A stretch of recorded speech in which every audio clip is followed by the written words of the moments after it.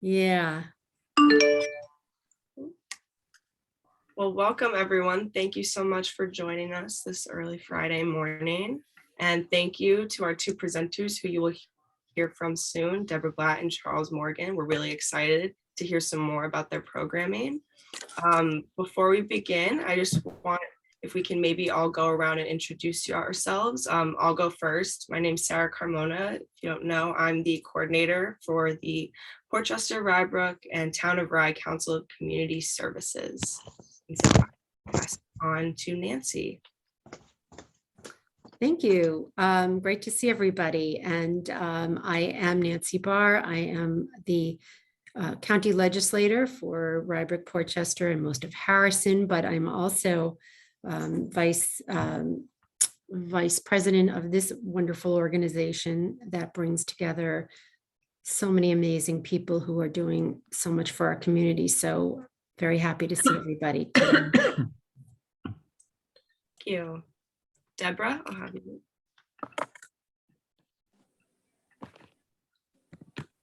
There you go. Sorry, I wasn't sure I was doing an intro now. Deborah Blatt, I'm the founder and executive director of the Sharing Shelf, which is located in Port Chester, serves the entire county, but proud to be in the Port Chester community. Charles.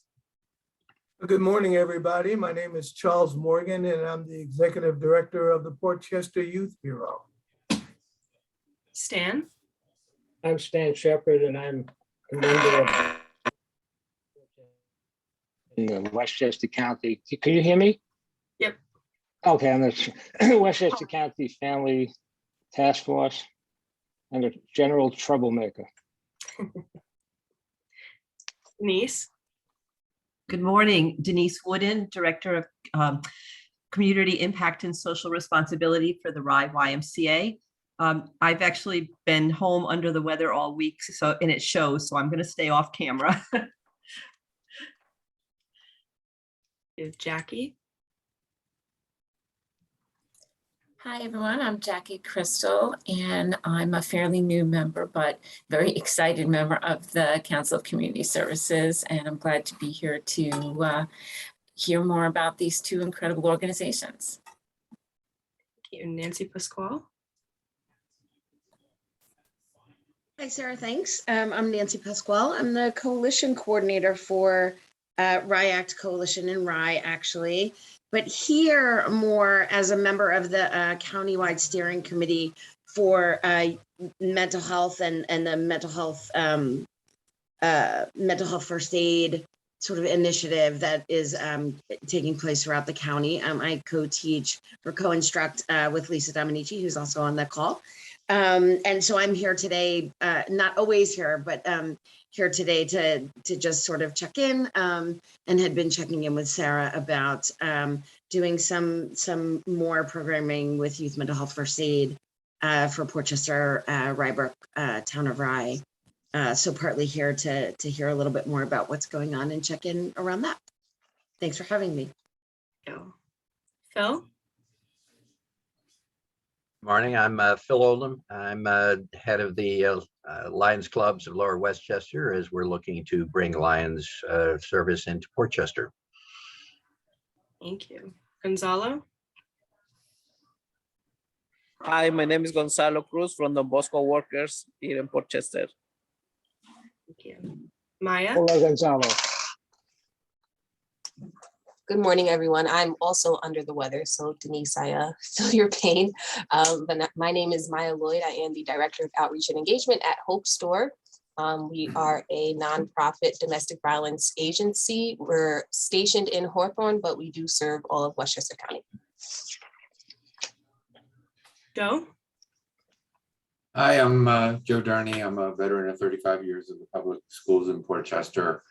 Currently still working as a consultant to the superintendent and the Board of Education. I'm CEO of Steer for Student Athletes, which is a nonprofit that serves high school students in Port Chester, college and career readiness. I'm a Port Chester resident.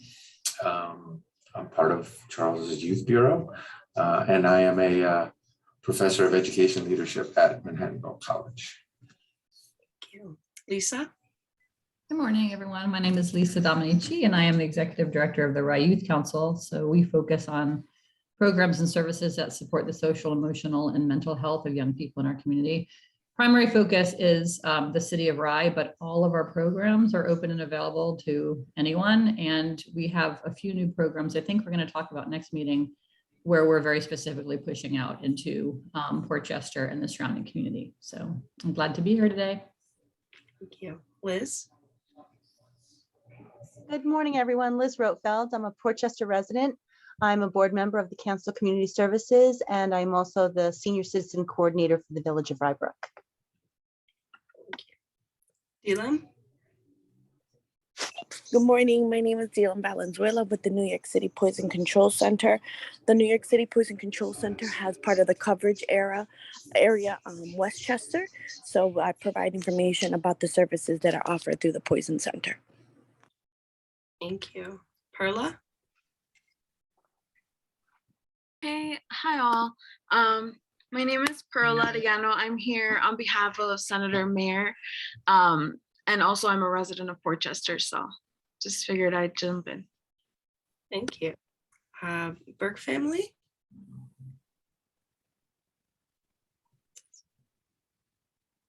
Oh, connecting to audio. Oh, we'll skip to Carmen. Hi, my name is Carmen Linero. I'm the coordinator of Don Bosco Food Pantry and Soup Kitchen. And also I have my nonprofit La Plaza de Paulo, the adult education. And that's me. Thank you so much. Burke family, can you hear us? You there? Okay. All right. Well, if they connect, they can introduce themselves. Otherwise, thank you guys for coming on so early this morning to hear a little bit more about the resources available in our community. If you have questions at any time, feel free to put them in the chat, and there will be time after each presenter to have discussion. So without further ado, I will pass it over to Deborah. Yeah, sorry, I wanted to clean my screen to make sure when I jump over to share screen that there's nothing weird there. My name is Deborah Blatt. I'm the founder and the executive director of the Sharing Shelf. We are Westchester's clothing bank for children. Having said that, we actually provide clothing as a matter of course for 0 to 19, but we also have community distributions of adult clothing. So let me go back and unpack a little bit about who we are. I created and founded the program in 2009. I am a New Rochelle resident, and the concept of the Sharing Shelf grew out of my experience living in a mixed income school district with children attending a magnet program that drew from all sides of New Rochelle. And what I saw was this imbalance with the school social worker taking on the responsibility of providing clothing to children in the school, and people like myself being asked to bring things in, and her floor of her office literally littered with bags of items. And I said out loud, there should be a place where we know we can all donate our items, that it is the business of that place to make sure that they are the right quality, size, season. And we moved to Port Chester we started in Rye, believe it or not, in the basement of what is now Westchester Magazine in 2010, and then moved to Rye in 2012. Port Chester in 2012, and we have grown from 2,000 square feet to an over 4,100 square foot warehouse, and I'll show you some pictures in a little bit.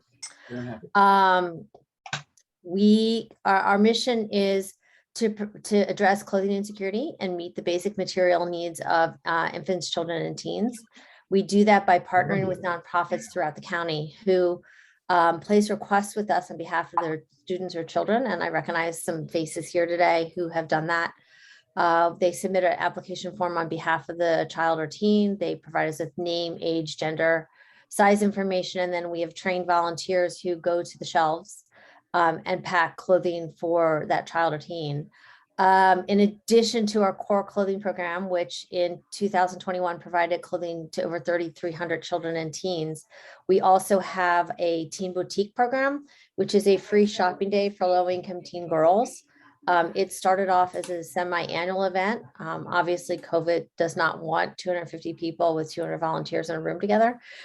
So we didn't hold any events in 2020 and shifted to what I like is a new and improved model, which we've adopted completely, which is a small model. It's more flexible and it pivots, where we partner with community groups and schools and bring Teen Boutique into a small group setting, serving between 25 to 50 girls per event. And we do that in rotating communities, fall, winter, and then spring, summer. And we will launch our spring series of Teen Boutiques on the 9th at the Greenberg Community Center, serving girls in White Plains and Greenberg. And then we move on to Children's Village, CRC in Mamaroneck, and 3 other locations. Earlier this school year, we were at Portchester High School, which is that, and then we were New Rochelle High School in January, both of which are great models for schools to bring in and meet the clothing insecurity needs of their, the clothing needs of their, of the girls. New Rochelle was our first event with boys. And that is something we're also exploring. But the event really started as a girl-oriented program, and people ask why. It's really because that's where the volume of clothing is. Honestly, the boys, a little bit easier for us to create the packs. We get it that clothing choice is very impactful for everyone. It's a question of having the inventory to create an event. And for, the clothing we can get in for the girls is a little crazy. And then in addition to those two, our core clothing bank program and our Teen Boutique, every summer we launch something called Backpacks to School, where we essentially, we buy and fill new backpacks with new school supplies. It's not a single, I should say what it isn't, because sometimes you see these backpacks and you're wondering who really gets away saying that's a backpack for a child in need. Our backpacks are stocked with what a child or teen needs for their core items for academic subjects. So a high school student will get a combination of 3 subject notebooks, binders, filler paper, graph paper. I know Nancy's been there packing. It is a comprehensive backpack designed to address academic. So for the middle school and high school, we recognize that they usually have 5 core subjects. So they get materials for 5 core subjects. In elementary school, we're looking, that's pre-foreign languages. So we're putting in things like composition books, folders, crayons, markers, colored pencils, glue stick, scissors.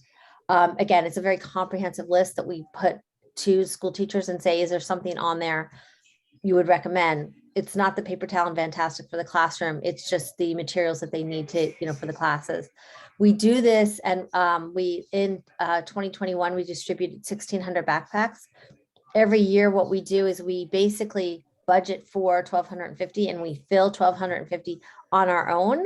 And then as a backpack program, we've become a backpack distribution program. And we find that businesses and people in the community trust us now, and they bring us filled backpacks. We vet them and make sure that they meet our requirements, add in what they need to be added into, and then we distribute them. So we always exceed what we actually fill, because we have that benefit of the community partnering with us, because some places just want to fill backpacks. And then we fundraise. Basically, we raise all the money we need for that in a very short window. Nobody's paying attention to backpacks until after July 4th. And then by Labor Day, everyone's talking about winter coats. But so we have this little window where we basically go out on a whim and a prayer and we fill the backpacks, and then we're like, please help us by supporting the program. Like I said, in 2021, we distributed 1,600 backpacks, which was 100 more than any of the prior years. And in addition to that, as you all probably remember, Ida hit, and the kindergarten classrooms, all of them up at JFK, were flooded.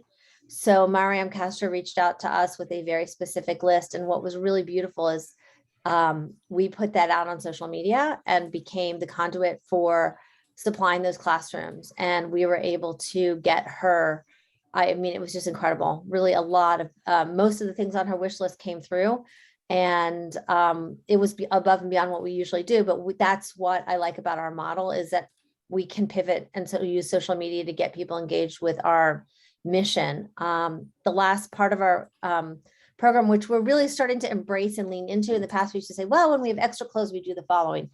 It's really a component of our program. And that is, we do get in adult clothing. We've stopped discouraging people. We really actually are actively encouraging people to view us as the place to donate clothing, because the difference between us and the parking lot bins and the trucks that go around your neighborhood is that everything that comes to us converts into clothing. So if we can't use it as clothing because of the quality issues, that recycling, those recycling pennies on the pound help us provide clothing. The adult clothing we get in, again, if it's not like of the size, season, style that can be reused, again, just like Big Brothers Big Sisters of Veterans or Goodwill, whatever, they sell it. We don't actively sell it. We just screen it to see where it can go. And if we can get it to the community. So for example, this weekend, Peekskill let us know earlier in the week that they were doing a distribution at a church. We're like, great, for the next 5 days, we filled Fresh Direct bags for them. And then they came and picked up over 30 bags of adult clothing, took it to their program. Hope Community Services is doing a Mother's Day event for 450 women. So we basically are allocating any spring, summer adult styles that are not teen appropriate to Hope. And we do that all year long. And that is our community distribution model. We've done that for CRC. We've done that. We do that. St. Barnabas has a nonprofit. They do a thrift event that turns into donation dollars, grants for nonprofits. So essentially we give them extra clothing. We're like, here you go. That makes us eligible for their grant, but it also gives them funds to turn into grants for other nonprofits in the county. So we, in my mind, the Sharing Shelf is really about helping the community go round, and the clothing that comes into us does exactly that. So where do we fit in? We are really a partner for nonprofits where, I heard Lion's Heart being mentioned. We work with Lion's Heart in Scarsdale, would love to partner with Lion's Heart's clubs. They do toiletry drives for us in Scarsdale. We've had them volunteer at some of the teen events. We're supportive of Hope Store. That's also there. We've worked with the Carver Center. Denise Wooden at the Y has been in to volunteer. Rye Youth Council, we've had lots of volunteers through the Rye community. So the way that I like to look at the Sharing Shelf is we are a community model. It is really about bringing the community together to serve the local community, and the local community being Westchester County. It's a full circle organization. I did want to give you, many of you, I've been looking at the group, but I know some of you have been inside. I did pull together some slides just to give you a quick insight. So let me just get to this, share screen. Wait a second.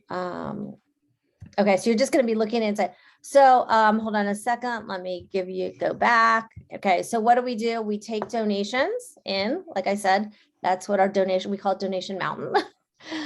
So the donations come in, they look like that. And then we have volunteers. That is the new part of our warehouse we expanded to in 2019. So you'll see that we have, this is a volunteer group from MasterCard that came in. We screen everything for quality on the left-hand side. The middle of it is where we break it down into general categories by size. And on the right-hand side is where we take everything and we divide it by gender and specifically by size. Then once we have that, we have shelving units for each of the sizes. And then our volunteers literally go to these shelves and will shop for a child. People, like as you saw in the first video, the first image, you said, wow, God, you guys have a lot. But if you look at the shelves to your right, you will see in certain sizes, we may not. And that is size 7 you're looking at on your right-hand side. We, at that point, when this was taken, had very little inventory in short and long sleeve shirts for a size 7 a boy. These are some of our volunteers and staff who are packing orders for teenage girls. So what we do is we literally match outfits for each of the children. Those are outfits for boys right there for teen boys. And you will see in the front of the screen, shoes and socks. We put new socks and new underwear in every bag. And for diaper wearing infants and toddlers, we include diapers and we include wipes. For every child we serve, we also include hygiene products. And for menstruating individuals, they get a 3-month supply of period product. These are the orders ready to go. So once we've packed up and matched those outfits, we put them into these bags. We seal them shut. They've got the child's information on it. And then we first name only to keep the anonymity. And then we notify the person who's placed the order and they come and pick it up. If you look at the top, those orange labels, those are bags we've set aside for community distribution. This is a teacher in one of the Head Starts in White Plains. And she comes and she picks it up on behalf of her clients. This is, some of you may recognize her. And they come and they pick it up on behalf of the kids, and you will see that the bags are very full. It is a week's worth of clothing matched to the child's sizing needs. One of the bags you may see has a book in it. But we don't actively distribute books, but if we get high quality new toys or books that come in, we don't actively collect them, but what we do is we include them in the bags when we get them as a bonus for the kids. This is a community distribution. We work with the Dobbs Ferry Food Pantry, Hope Community Services. We work with the Interfaith. We work with food pantries all over the county. We're not a diaper bank. I do want to emphasize that, but we do partner with the Westchester County Diaper Bank and help get out diapers deeper into the community in the smaller sizes for them, but not like sizes 5, 6 and above. Those are just in short supply, and we didn't want to replicate services. So we will provide diapers when we have enough inventory in the smaller sizes to the food pantries, and then the larger sizes will always go out in the clothing bags, but that's also clothing we've set aside for them. That's a Children's Village Team Boutique at Greenberg Community Center. Again, Children's Village. So that was the one from the last summer. This is their fall event. And these are some of the girls who benefited from it at the Y in Yonkers. This is our backpack program. We bring volunteers together, Nancy, and we pack the supplies up. We rely on donations. Also, we get in-kind donations. We have a woman who's in the local community who donates planners every single year to our backpacks. And then there are some of the backpacks headed out the door to kids who need them. We rely on clothing drives from the local community. We get Iona Prep students and many others who organize drives for us. Toiletry products, these were donated by MasterCard, some of which goes, this is the kind of thing that you're seeing that the kids will get in their bags. Kids in the community, this is, a volunteer in New Rochelle, but to the Lion's Heart, this is the kind of thing that kids will organize or community groups will organize for us. And then these all go out to the kids in need. We are the official distributor of Bombas. And so we receive Bombas every year. We had Target come in and volunteer. They donated diapers. We had Rye Community Synagogue. They, did a period product drive for us. Mitzvah projects, confirmation projects. We work with Project Linus to get baby blankets. And that's a little bit that's just a quick tour of some of the partnerships that we have. I want to be mindful of time. So I could share with you how to place a request for us, but I'm just going to leave that so that we leave time for other people. And if there's any questions you guys might have for me. Nancy, you had a question in the chat, Nancy Pasquale. Oh, yeah, I actually thought I was just going to leave it in the chat and see. But Deborah, I wondered if you ever, and again, if I'm hearing it right, it sounds like requests come in a certain way, maybe, but I wondered if you ever do designate clothing as gender neutral. Just absolutely. Recognizing. Oh, yes. So you didn't mention it specifically, so I thought I would just ask the question. I can't imagine. Oh, no, that is, so David Diamond with Center Lane is on our planning committee, advisory committee for Team Boutique. David did a training for all of my volunteers last year. I have several friends from growing up whose kids have transitioned or who identify as as they, and the minute I was at home with the COVID closures, I'm like gathering information with the two of them, like how do I improve my program to make it that way? And we at each of the Team Boutiques now, our application form for Team Boutiques allows the teens to provide their sizes as gender free or as female. The frustration we have is obviously that our clothing comes 2 different ways. So you have to kind of say male or female. But David has done a great job and really made my staff very mindful of how we approach it. And all of our application forms are intended to be, I know that he gave us a whole great training on pronouns, and I know that we screw it up all the time, but yes, I mean, Team Boutique, and I'm about to get interrupted by a furry cat. I'm sorry. Yes, I mean, I can't even stress it enough that we are very, very mindful of that. It just occurs to me that might even be something to just sort of ask the question about for elementary kids, because, as I'm sure David has shared with you, even as, often kids are gender questioning often in elementary school. So just, you know, obviously making that, you know, like sort of inclusive packaging of materials for kids as young as elementary school. So I'm so glad to hear. I assumed it was probably just Yes. not coming out in what you were speaking about, but glad to hear that it's happening there. Thank you. Yes, so our application form allows for them to identify cis boy, cis girl, trans boy, trans girl, or none of the above. Matt, I just want to make a comment, if I may.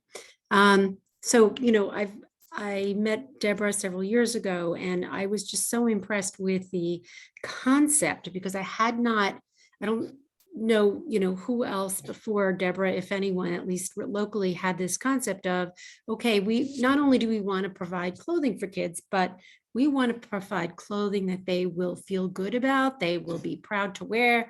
They're not wearing mismatched, they're not wearing, you know, some crummy hand-me-downs that no one else would ever wear, or that's 5 years out of date, especially, you know, girls.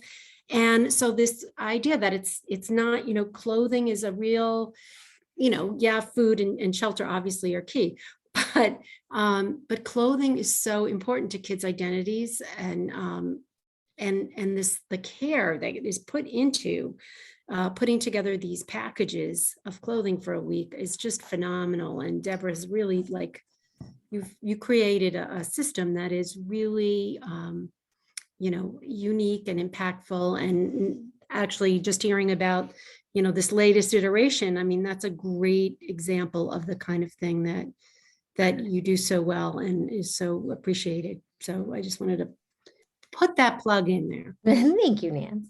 We don't let clothing go out until it is vetted at least 3 times before it makes it into a bag. We look at everything at least 3 times. So yeah, I'm sure stuff gets out that I would look at and I'm like, oh, why? But we stress, I joke with my volunteers. I'm like, you know, that Stu Leonard thing where question number 2, go back and read question number 1. And for us, quality is the first step when you look at clothing. And when you say, what do I do with, did you check quality first? So it's always quality, quality, quality, quality, quality. I would rather put fewer things in a bag than to put in something and say, well, I tell people if somebody might use it, then you need to recycle it. It has to be, they will. Phil, you have a question? Yeah, the Lions obviously are throughout all of Lower Westchester, and we've been supporting Big Brothers Big Sisters, and it drove me crazy that all we were doing was taking clothes as a fundraiser, so to speak. And I know a lot of the clothes that were brought were really good stuff, which made me even more crazy that it was being used for that purpose, especially since we had the collection at the Kohl's Shopping Center in Portchester. As indicated, we're looking to get involved with helping the needs of Portchester, bringing the resources there. So I'd like to see if we could get you to talk to We Lions about how to support you and what we can do with all of our clubs here in Lower Westchester. Absolutely. Thank you so much, Deborah. Super informative. If anyone has other questions for Deborah, feel free to throw them in the chat. And without further ado, I will pass it on to Charles. Charles, would you like me to share the presentation now? Just one moment, please. Okay, no worries. And Deborah, go ahead and put your contact information in the chat, and also Sarah will send out the information to the larger group that, you know, so that everybody gets the information. Well, good morning, everybody. And Deborah, thank you for sharing. There's a lot of good information. And one of the things I want to start off by saying is that the village of Portchester, they have a lot of good resources as it relates to serving our youth. I do see Joe Gurney, he's on our board, but he's doing some phenomenal stuff with youth athletes. So I just wanted to give him a shout out, not only because he's on my board, but because he's doing a lot of good stuff. And a lot of the young people interact between the various agencies and organizations. And so it's kind of like a collaborative family here in the village of Port Chester to meet the needs of the youth in this community. So for those that don't know me, my name is Charles Morgan. I've been working in the village of Port Chester for probably 14 years, but that was through an initiative, Police Youth Leadership Forum, which I'm going to address during my presentation. But I'm originally from White Plains, New York. Was a good athlete in school, just to give you some background information on me personally. Was one of the first athletes from the state of New York to get a scholarship to play football at Grambling State University in Grambling, Louisiana, under the legendary Eddie Robinson. When I got to school, business was my major. People said, you know, that's where the money is. I took an introduction to business and I just didn't feel it. But I also had an introduction to sociology, psychology, and that resonated with my spirit, my soul, and I said, this is the field for me. From that point on, I started doing work at Grambling, working in the community there, serving the young people. So fast forward, I also received a degree from Park University in managing not-for-profits, public administration, and that allowed me to hone in on a lot of the necessary skills that I would need. I'm so sorry. That's one of my students at Port Chester High School, and they're going to come on and share a few words too.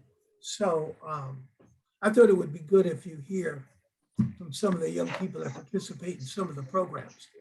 Anyway, so I also have a degree from Calvary Bible College in urban ministry. I mentioned that because once I got involved in that particular course and started my studies, I realized then that the work that we do, working with our young people, that in fact is our ministry. So I started to look at the work that I do, empowering young people in urban settings as a ministry, more so than a job. And when you look at it through those lens, it's okay that you don't make the money that you're supposed to make, or you think that you'll make one day, but it's your reward comes in blessing young people along their path and along their journey. So with that being said, we can start our slide presentation. Sarah, if you would please assist me.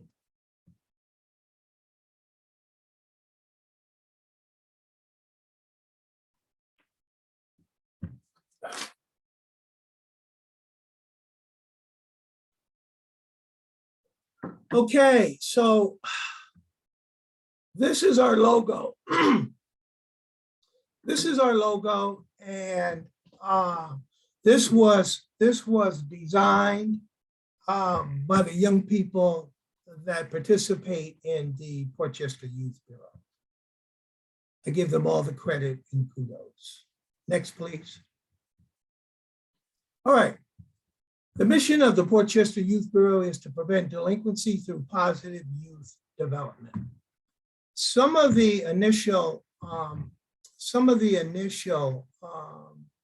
goals that we highlighted was to increase public awareness and interest regarding youth needs, providing information and referrals, identifying existing resources, planning and implementing programs and services, developing, well, and on and on.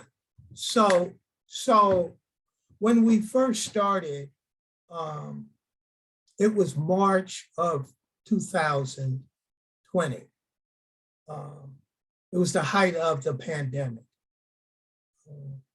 They brought me in to develop a youth bureau here in the village of Port Chester.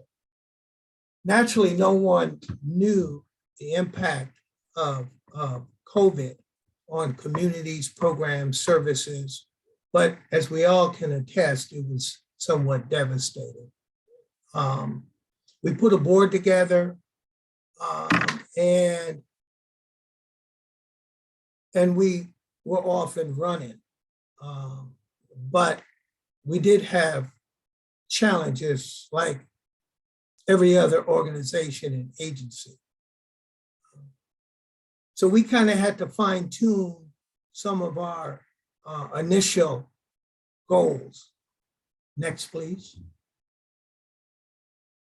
When we initially started the Youth Bureau here in the village of Port Chester, we wanted to identify some of the issues addressing the young people that lived here. And so we identified 4 areas of concern at that particular point in time: youth employment, and job readiness skills, helping them to not only find a job, but the ability for them to keep the job once they were employed. There was a need for better education and disseminating of information as relates to drugs and alcohol amongst our young people. There was the need to foster better relationships between youth and police.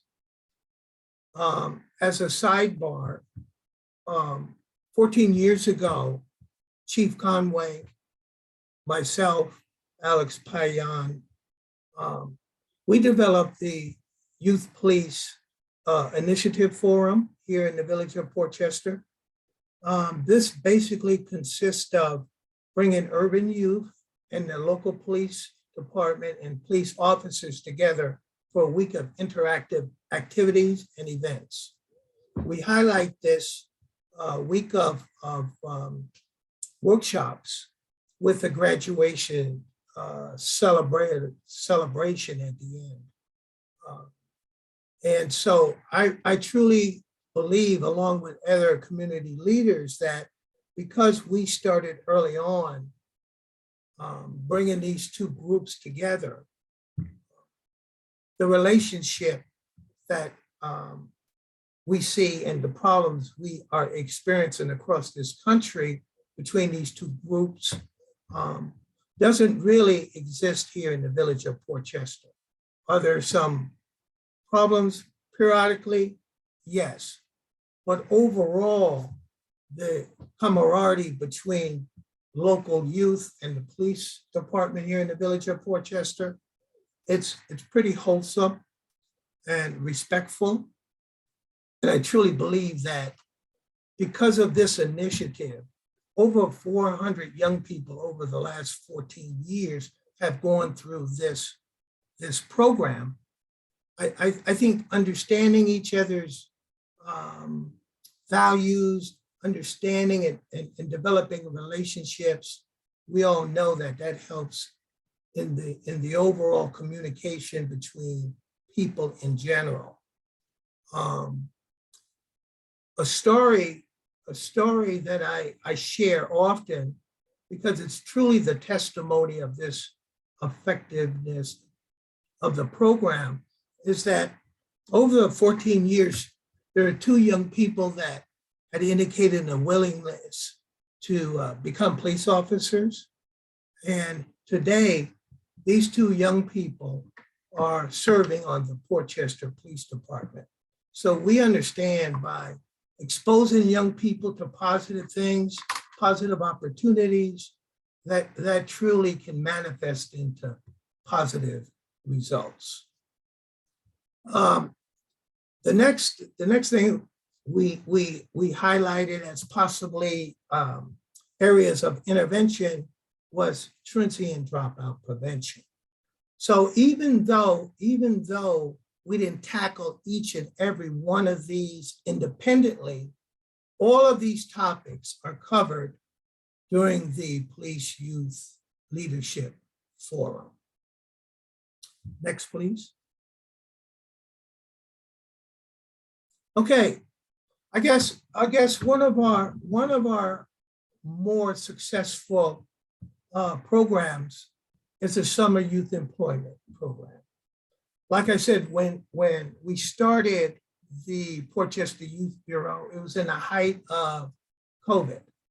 So we had to come together and say, what can we do to have a positive impact on the young people that live in this community? So employment / training was our focus. We said, we're going to put young people to work. I don't know how many of you can remember your very first job, but it's somewhat refreshing and rewarding when you can go to work and receive that first paycheck. I mean, it's empowering. It's uplifting, and you feel so good. And you know, I see the young people on payday. You know, their walk is different. They got a little strut about their movement, and you know.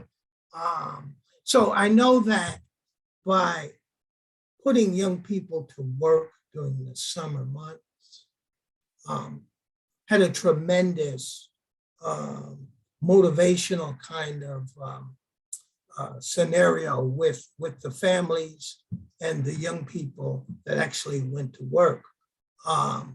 So the first year we put 16 youth to work.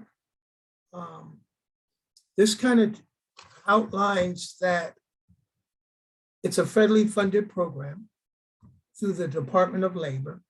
I've been doing this program for 17 years in various other communities. So it almost followed me here to the village of Port Chester.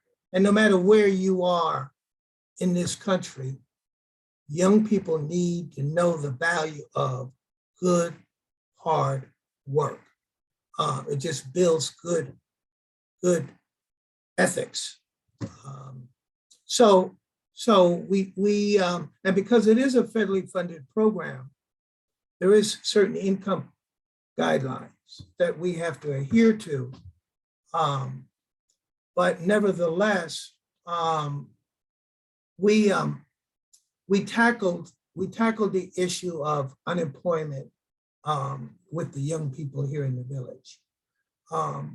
At the bottom is the Urban Garden Project, where we that was part of the placement. We developed a garden program where young people could learn how to become urban gardeners, and that was a placement. All of the placements for the first 2 years of this program, we've been doing it now for 3 years, and it's growing and it's expanding, but all of the placements were within the municipality of Port Chester Village Hall. So it was easy to connect young people to the various offices, code, the mayor's office, DPW. It was all confined to the village of Port Chester in terms of placement opportunities.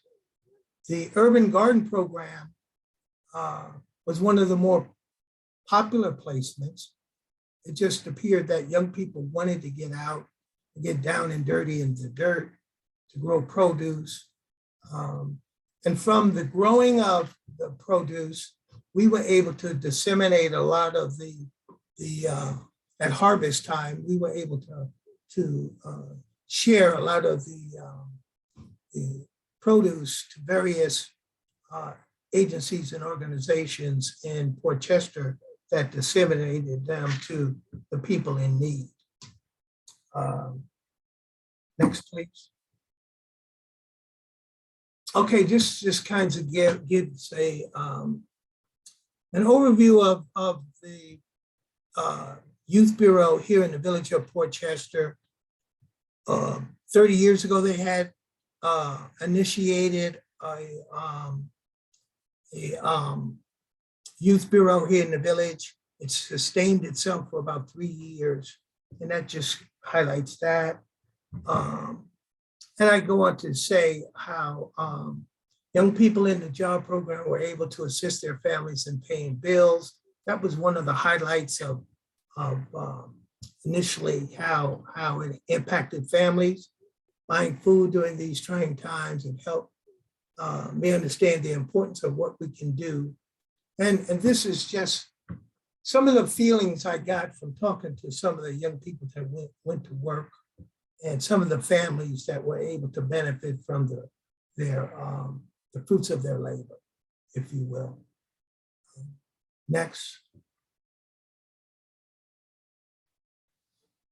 One of the more interesting programs that was a spinoff of the Summer Youth Employment Program was that there were some young people that really gravitated to the world of work.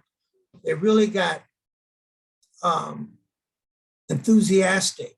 They were so dedicated and they were so committed to doing the best that they can do that they stood out. We wanted to try to give these young people some extra incentive, plus continue to provide financial resources for them, that there was a leadership program developed as a result of these individuals' tenacity. So they're able to work after school. We have different programs that they participate in. We're trying to hone their skills of being leaders, not only leaders here in the village of Port Chester, but leaders throughout the state. We have workshops that they participate in. There are monthly Zoom meetings that is generated through the county, where young people are able to connect with other young people from various communities. We're trying to encourage them by teaching them and letting them experience public speaking engagements. We take these young people also on various trips. Some of them are social in nature, educational in nature. Last week, we took this group to White Plains, the skating rink, and they were able to learn. We had tutors there, instructors, if you will, to teach them how to ice skate. So we're trying to expose them to different opportunities, different experiences that they traditionally aren't exposed to. In 2 weeks, we'll be taking them to Albany to interact with Senator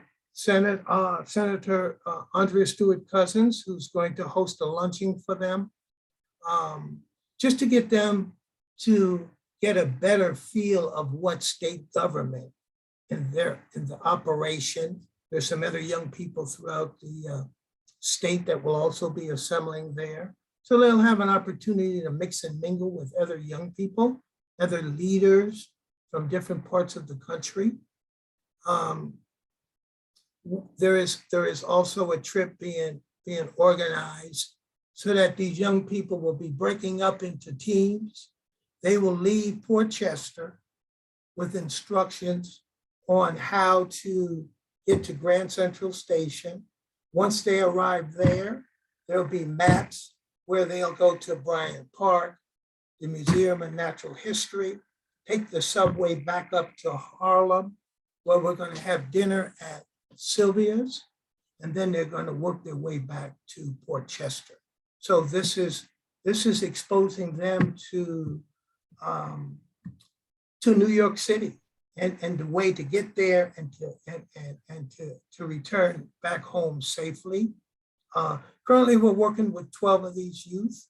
They're all members of students at Port Chester High School. Next, please. Charles, Yes. it's Nancy. Can you hear me? Yes. I'm concerned because it's 5 to 10 and we might start losing people, and I don't want to lose the students who are here, who I think you've invited to speak. So I just want to Okay. make sure we can fit them in. Okay, I'll speed it up. Next, please. Okay, this is just an article that kind of highlights some history of the Port Chester Youth Bureau and some of the programs and services we provide. Next. Again, this is just a continuation of this article. Okay, so basically that kind of concludes my presentation. I'm reaching out to one of the youth.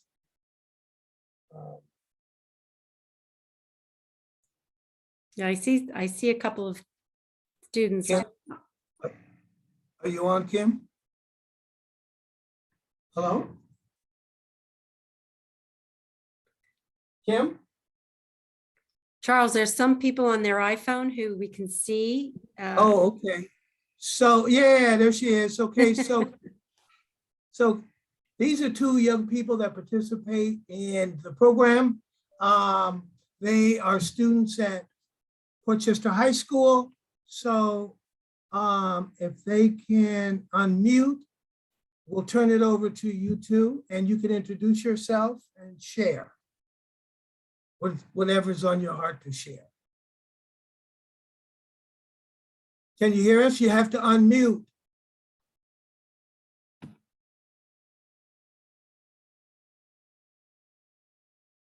Sarah, can you unmute them by any chance? No, I can only ask. You have to unmute. Sarah, Unmute. I think you have to do *6 as well as unmute the phone. Oh, they're smiling. You can see they're very exuberant. Sometimes Tell them it's in the left-hand corner of their iPad phone. Can And you just hear? click Can you mute, hear us? unmute. But in addition, do *6. Sometimes that's part of the. They just said the host has to unmute them. It's only giving me asking to unmute. I'll make them a co-host if that can help them. Yeah, do that, Sarah. Make them a There we go. co-host. Oh, no. No, they're still not. Okay. Well, while we're waiting for that to happen, I just want to thank Nancy, who's been a cheerleader for the group, Port Chester Youth Bureau. I saw Debbie on, and because we operate under the umbrella of the County Youth Bureau. So just to add a little tidbit, there are youth bureaus all across the country, all across this state. Hudson Valley has a number of youth bureaus which fall within Westchester County. So there's one in Yonkers. Good. Are they Yay. on? Okay, Yep. great. Okay, introduce yourselves, and you're welcome to take the mic. I'm Ronald. I'm 15. Hey, Ronald. Hi, I'm Kimberly Ventura. I'm 13 as well. I'm at Port Chester High School. First, I'm gonna be talking about stop, please. I'm gonna be talking about both the leadership program and the summer program. I guess I'll start with the leadership program. I think the leadership program helps me make like better decisions, and it keeps me out of trouble. And it also helps me to have better communication with my peers. And I also feel it helps boost my confidence in a way. And yeah, and the summer program I feel helps me prepare and gives me experience for future jobs and stuff like that. And it also kind of helped develop like interviewing skills, because Charles would like, interview us and have us do like paperwork and stuff.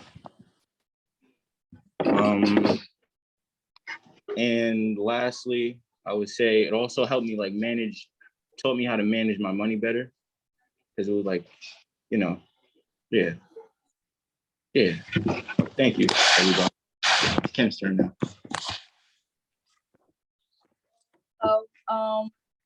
I haven't been in the youth leadership program for a long time. I've been on the leadership program for about like 2 months and a half, about to be 3. And the amount of time I've been in the program, it's been a wonderful time. I haven't had, because of COVID, I wasn't able to connect with a lot of people and a lot of kids my age. I do have trouble with communication sometimes. So this program has helped me, and how Ronald said, Charles does help us out and like interviewing us, like, and having us do conversations in the meetings and stuff, as well as speaking to people like the senator. Like I had the chance to meet the senator. I had the chance to meet the mayor. Like I had the chance to do a lot more out of my comfort zone. And it's like I said, it's helped me a lot. And with the money as well, I feel like as youth and as underage, we don't really get the chances to do a lot of jobs because they don't take us as mature. But so it's very appreciated for us to be in this program. Excuse me. And as in for like the summer program, I haven't gotten the chance yet to be in it, but hopefully praying that this summer I will be in it. I'm trying to be in the police department for this year. Because my goal is to become an FBI agent for homicide once I go to high school. I'm trying to go to John Jay after high school when I graduate for college. So that's my goal, to become a police officer first and then become an FBI agent as time goes by. And yeah. Thank you, Kimberly. Let's give these young people a hand. Hey, you guys go back to class. Bravo. Awesome, you guys. Kimberly, it's Mrs. Castro. I just want to say I'm so proud of you. Mrs. Castro, how are you? How are you? Good. How are you? Okay. Bye. So Thank you so much. That was great, guys. One of the things that we try to do, we try to place young people through the summer youth employment programs in areas of their interest. She wants to become an agent for the FBI. She's going to work at the police department. We have some that want to be future politicians. They're going to work in the mayor's office with Stu, the village manager. Some just want to work, so we put them in DPW. So we try to fit their needs with the placements that we have available. Two other quick notes: that we're purchasing a van through a grant. And not only are we working with young people that fall within certain income guidelines, but we are also outreaching to the private sector. So we have 22 jobs now that we'll be able to place young people in who don't qualify for this particular program in terms of summer youth employment. We want to serve every youth in the village of Port Chester, regardless of who they are and where they live. So we're expanding our opportunity to provide additional employment opportunity. So, and then we're going to transport them to work. If they have an issue with transportation, then the van is going to be the Employment Transportation Network, where we're going to help any young person that has a job anywhere. If they live in Port Chester, we're going to see for a small fee that they get to where they need to go and to return back home safely. I want to close with a story that I think will help people to get a better understanding of where I'm coming from. So in White Plains growing up, there was a farm up on Hall Avenue. It was Baldwin's Farm. I don't know if you're familiar with that area. We as young people, 13, 14 years old, we would ride our bike up there, and he had an apple orchard on the farm. We would climb the fence and go pick apples, you know. We didn't get permission to do it, but we did it. He would sit on his porch and watch us periodically, and he would chase us off. So one particular afternoon, we rode our bikes up, we scaled the fence, we climbed the tree, and you know, for whatever reason, we thought the best apples were at the top. So we'd go all the way to the top, picking these apples, and we'd throw them in our bags. We'd scurry down and zoom off. Well, he was waiting for us, and he comes from behind the barn, and we're all at the top of the tree, and we're picking these apples. And then my buddy said, "Hey, he's getting close." So we tried to get down. I slip and fall to the ground, and as he was approaching, I grabbed a bunch of the apples off the ground and threw them in the bag. And lo and behold, when I got home, I realized that the apples that had fallen from the tree, they might have been a little bruised and tattered, but these apples were just as sweet and just as good as the apples at the top of the tree. So the moral of this story is, no matter where they are in life, no matter if they have fallen, no matter if they're a little bruised and tattered, they all have the right to be a part of the Americans' apple pie. So that's what I'd like to close with in that story. Thank you so much, Charles. How can we help? Well, we are a governmental department, and unfortunately, we receive the least amount of funds than any other department in the village of Port Chester. I'm a grant writer, so I'm always writing grants and trying to secure funding. We do have a very good relationship with Dr. Damian Madden. She is the executive director of the County Youth Bureau. We have an advocate in Nancy Barr. We have connections with Senator Mayer and Andrea Stewart-Cousin, who I know very well. They're always looking to assist only because they understand the good that we're doing and the impact we're having on young people's lives. But I can have a conversation with you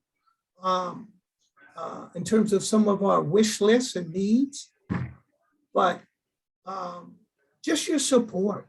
When it comes to budget time, if we can get people to get involved. I have 6 open board slots that we're gonna need to fill. I need some good people that are committed and dedicated to empowering young people to step up and serve on my board. So if you feel touched by what you saw today, I know I rambled a little bit, but if you feel moved by anything I said or anything that the young people said, contact me and get involved on my board. We have a youth council. Some of these young people, you're going to see, they're going to be our future leaders. I could assure you of that. Some of the young people in our leadership group, they used to have problems at school, fighting. Their grades, attendance. I got honor roll students now. And you know what? If they don't produce, we replace them. We give them an opportunity to get the grades up. But if they don't, there's always some other young people that we want to reach and touch a positive way. So I don't know if I answered your question, but Charles, if I may, on behalf of the Youth Bureau, which I serve with you for, Yes, Joe. I think it's really all about trying to leverage partnerships for collective impact, right? How can we work together? The work-based learning summer youth employment programs at Charles are augmented by a foundation that I am CEO of. We have 24 high school students who are also involved in work-based learning programs, project-based learning programs. It's about finding the right places for kids to do job shadowing, career mentorship, and career-related competitions, informational interviews, learning how to write resumes, financial literacy. We have a new initiative at Portchester High School. I'm working on the principal there. That's called the Principal's Promise Academy. We're trying to create pathways for students to have college and career success that are a little bit of an alternative. There's a lot of different ways that people can plug in. So I would just encourage you to think creatively about that. Thank you, Joe. Thank you. That's why Joe's on my board. Thank you so much, Joe. Dylan, do you have a question? Looks like, yeah, Deborah and Dylan. No, I just wanted sorry, I put in the chat. I kind of have to hop off in a bit, and I just wanted to just give the a quick shout out. The Poison Center is holding webinars on poison prevention and also plant safety in April, and I put the registration in the chat. They're free. If those don't work, you can always reach out. We can do presentations in English, Spanish, and Chinese. Thanks so much. Great presentations. I have to just hop off. Thanks, guys. Thank you. That's great to know. And Sarah, you can, will you send that around as well? Yeah, definitely. Great, thank you. Yep. Deborah? So my question was, the job opportunities are only in the public sector? Because we could offer to host somebody, we don't have the budget to pay. If there's funding there, it's a great opportunity for somebody to learn inventory management. It's almost like working in the store. Would be happy to talk to you about that and learn what the requirements would be. Our requirements require, we have requirements for as terms of vaccination status and things like that. But happy to talk to you. If that's if we could be a host, I'd like to talk to you about that. That's a wonderful, wonderful question and comment. We are looking for placement opportunities for these young people. So yes, we provide the salary, we'll provide the transportation. We need hosts, organizations, agencies, not-for-profits to say, we'll take 1 or 2 years. Yep. So we had a young man from Portchester High School who had to do his service hours come in over the summer. For those of you in the Portchester schools, go look at our Facebook page and see if you recognize him. This young man, David, came in and with his dad to do his service hours, and dad clearly didn't want to be there. And usually if they're under 18, we require an adult to stay. With this young man, the minute dad left, this young man was in our warehouse 20 hours a week for a month. And within days, we made him, we knew at the end of the month, he was going to be volunteer of the month. We missed him the days he didn't come in. If he's not involved in the Youth Bureau, I would hope that you would find him and get him in there because he was truly spectacular and special. And, so let me just keep in touch with us, and it definitely, I'd like to learn more and see if we can get involved. I think that's great. I think that would be a great match also because the sharing shelf is right there, Charles. I mean, it's very easy for students to get there and get back and it would be a great experience. And I think some students would particularly like that. type of work. I agree. Thank you so much for sharing, and that's definitely something I'm going to follow up with. World headquarters. Joe, I'll see you later.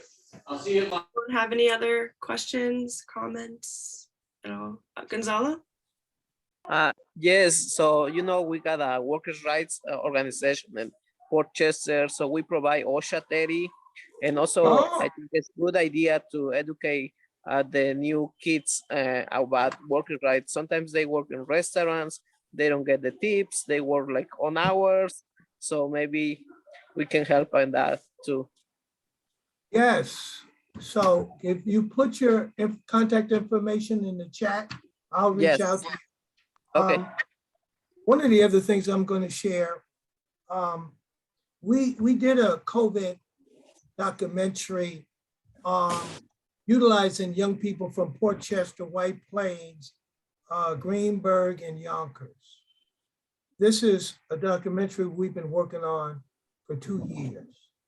This is phenomenal. It should win the Oscars one year. This stuff is powerful because young people have the opportunity to share how COVID has affected them. And one of the things we try to do with the Port Chester Youth Bureau is to take our young people and expose them not only to Port Chester, but beyond the borders of Port Chester to New Rochelle, Yonkers, other communities throughout Westchester. And like I said, we're taking them up to Albany. But we have to expose our young people whenever the opportunity presents itself to mix and mingle with other young people around structured, positive activities. And that's how they grow, that's how they learn, and that's our job to facilitate learning to the best of our ability. So that's one of the things. This documentary, I'm going to be sharing when it's going to be released. I would like to, I'll work with you, Nancy, if it's okay, to see how we can disseminate this documentary. I talked to Luke about it at the Port Chester School because youth come from these various communities. We would like the schools in these various communities to also buy into this documentary. But how this is going to happen, not sure yet, but it's going to happen. Trust me on that. And, and I'll just put a plug in for Charles and the Youth Bureau. One of the great things about having a Youth Bureau in Port Chester, and Phil, you'll appreciate this on the Lions front, is that makes Port Chester eligible for grants from our Youth Bureau at the county level. And there are some really great opportunities that are, open to communities once they have a Youth Bureau in them. And so it's really important to keep the Youth Bureau viable. And I know that Charles has had one of the things that has to happen is that the village has to provide for an executive director. The village has to pay for somebody to be in Charles's position. And at this point, I think it's still a part-time position, which is hard, I think, for Charles, for you to manage, despite what you said about, making money. I mean, you need money to survive. So I'm just putting it out there.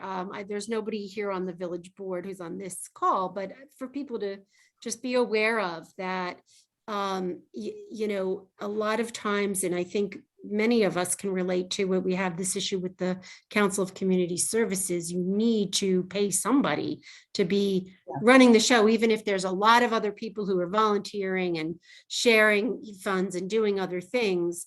It's just like we pay Sarah to be able to help us put these programs on because all of the rest of us are volunteers and have 10 million other jobs. So I mean, a plug for Charles. I think you've been doing a great job. And as you said, you know how to write grants and things, but it is a part-time job. So it's hard to fit it all in. So to the extent anybody has the ear of anybody at Village Hall in Port Chester, I think it's worth, giving Charles a shout out and the Youth Bureau a shout out. Thank you for that. I appreciate that. Liz? Hi, Charles, you're probably aware of this already. I'm not sure if I'm incorrect or not, but I thought the Village of Portchester entered into an agreement with a company that researches grant opportunities. Have you heard anything about that? Yes. Because that's a great thing for you, because they have access to grants that none of us would ever know about, you know, obscure grants. Because I know I work for the Village of Rybrook and we're going to be doing that. So one thing I'll have to do is come up with ideas and, you know, things that I need for the seniors. So I have to assume that that's something, because I think the way it works is that you pay a monthly retainer. And if they get, you know, $2 million worth of grants for the whole year, that's, you know, definitely a win. So that's definitely something to look into with Stuart. I'm pretty sure I was told Portchester's doing this. So you might want to just double check with him. I will get the name of the company and I'll send you an email. Okay, I'm familiar with the company, and they are working with the village in the capacity of development, in the capacity of some other kinds of projects. I have communicated with them, so we're on their radar. Things just haven't materialized as of yet. Not to say that it won't down the road. It needs to. You're doing such incredible work for our youth. It's important. It should be a priority. So if you need help, people advocating for you, please reach out to me. Thank you so much for all you do. Thank you. Does anyone else have any other questions? One of this Liz's is Kathy. oh, sorry. I just want to say Quick one of question. Liz's many hats is she's on the Portchester PTA. What co-president, Liz? Are you? Yeah, but he's got 80 million hats, so. So this Until is June. Kathy. I have one quick question. Where is the urban garden? Is that at the high school, middle school? Where is that? The urban No, garden you talked about. We have three, actually. We have one Weber? on Weber, Okay. right, located in the midst of public housing. We have one at Edgewood Park, and we have one, we have the other one is at the senior center here at the village. So those are our three locations. The good news is we just formed an alliance with Pepsi Cola out in Harrison, and they have an acre and a half.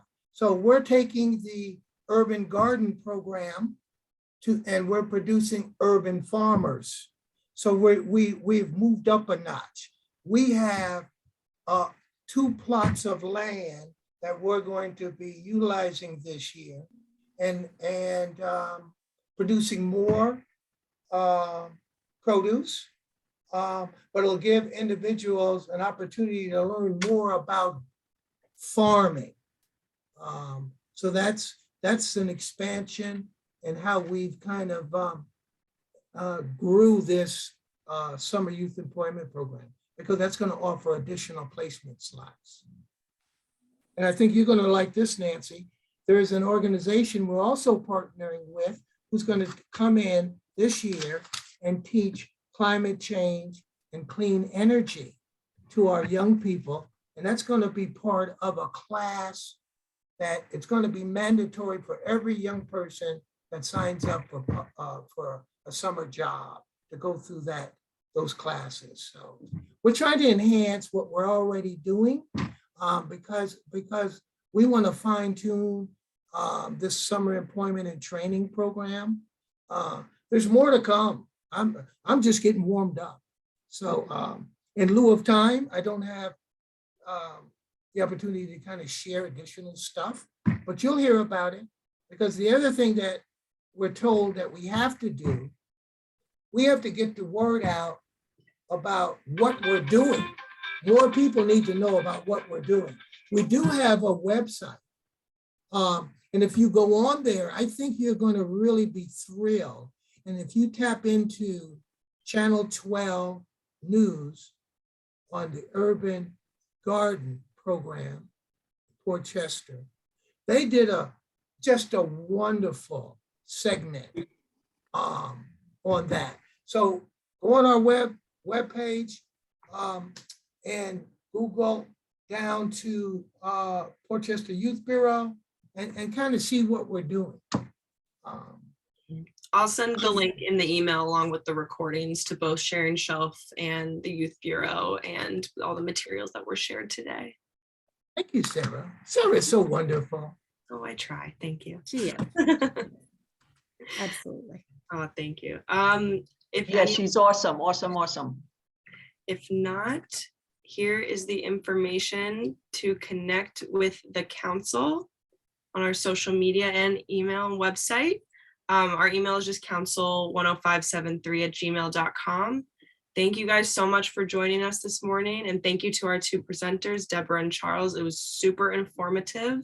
We're very thankful to have such great leaders in our community. So thank you. Thank you, everybody. Yeah, have a happy Friday. Bye, everyone. Bye now.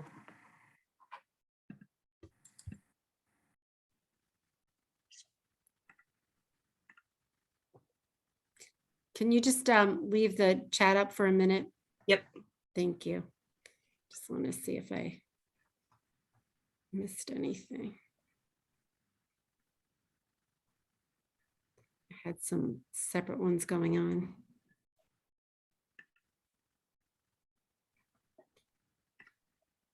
Really good. Yeah, that was really good. I'm gonna stop recording.